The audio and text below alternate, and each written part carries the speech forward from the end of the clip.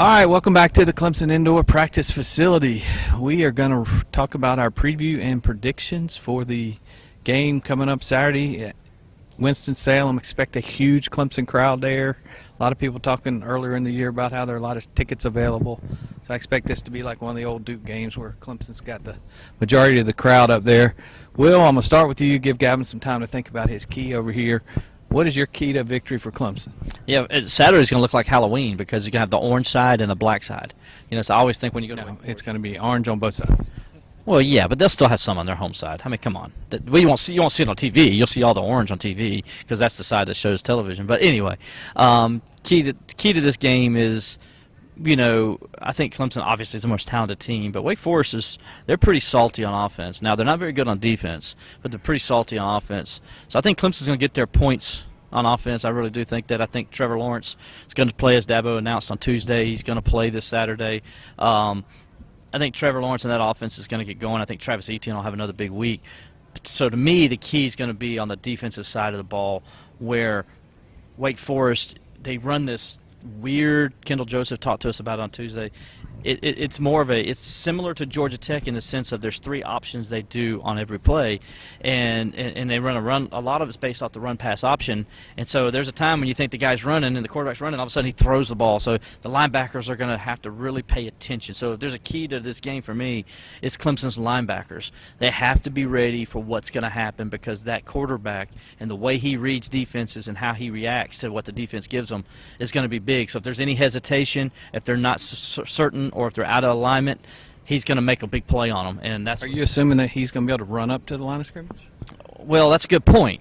But the way they run it, I mean, just a little bit I've watched of them, it's very unconventional the way Wake Forest plays. So it's going to take some adjustment, even for Clemson's defensive line, to see how they play. And that's something until you actually play it to really know how to defend it. I think this is going to be one of those moments, just like the first time they played Georgia Tech in that triple option. You got to play it first for a little bit just to see what it's like, because they're going to catch you off guard in some things and what they do. They love the screen game. They're going to throw that screen out there. They're going to do pop passes. The pop passes I don't worry about as much because of Clemson's lateral speed. Clemson's lateral speed is as good as anybody. So to me, it's the linebackers and not getting caught up in the mess and allowing the big play down the field to the tight end. Wake Forest got a very good tight end, and the running backs. All right, Will started on defense, went to offense, back defense. Nice, precise key to the game there. All right, no wind coming from that direction. All right, Gavin, what's your key to victory? My key to the game is nice and precise. It's pretty simple, pretty obvious. Keep Trevor Lawrence healthy this week. If Clemson's coaching staff, don't try to get cute and try to run Trevor Lawrence a lot, because I don't think you need Trevor Lawrence's legs. You just need his arm to beat Wake Forest this week. And if you're Lawrence, like Dabo said today, he needs to play a little smarter. He needs to not try to extend plays to get an extra few yards and take that extra couple hits.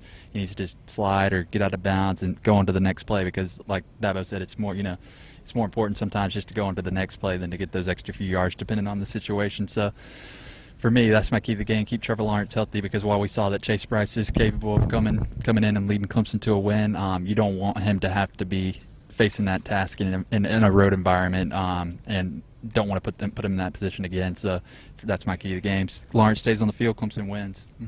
Clemson wins. Clemson's going to win. My key to the game is carrying over that momentum that Clemson built in the second half. That's, defense we've seen all year. Just everything kind of came together. Late rally by the offense. All that pressure's off. Everybody's kind of relaxed a little bit. All the drama's gone from last week. Carry that momentum into this game. Don't make it a one-game thing. Just make that the start. We've heard a lot last couple of days. Everybody talking about, how this changed the team and how this team's going to be different. Well, that's what I want to see Saturday. If they do carry that forward, shouldn't be much of a game at all. This is a big game for Clemson. May come down to Clemson, Notre Dame, looking for one of those final playoff spots. This is one of the two teams that both teams will play, so it's important for Clemson to go out there and get a nice victory if they can Saturday. So let's move on to our predictions, and we're going to get your nice, precise prediction for the game. Yeah, first of all, I'm tired of saying Clemson's going to blow somebody out, because it's not generally the case. So I'm going to, until they get consistent at it. One thing I do know is consistent is the defense. Defense has played consistent all year long and pretty much been the same for the most part. So I feel good about my defensive side of the score Not so good about the offensive side. So I'm going to stay very conservative in my prediction. Clemson's going to win. I think they're going to win the game, but I'm going to say 35-17 is my final score. All right, Gavin, what you got for us?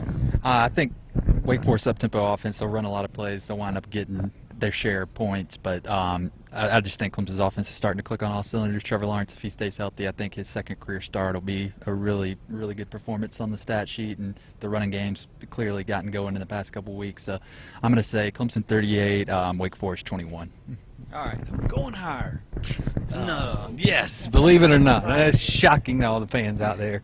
I think Trevor will play well. I think he'll come in this game with a little chip on his shoulder. I think he was starting to get in the groove Saturday when he got injured. So I expect Clemson offense to roll this week. Wake Forest defense is not that great, regardless of what you hear from the coaching staff. I'm going to go Clemson 49, Wake Forest 24. So You're correct on the coaching staff, but remember, Dabo spent probably 7 or 8 minutes on Tuesday talking about Wake Forest's offense and probably spent 1 minute talking about their defense. That's all you need to know.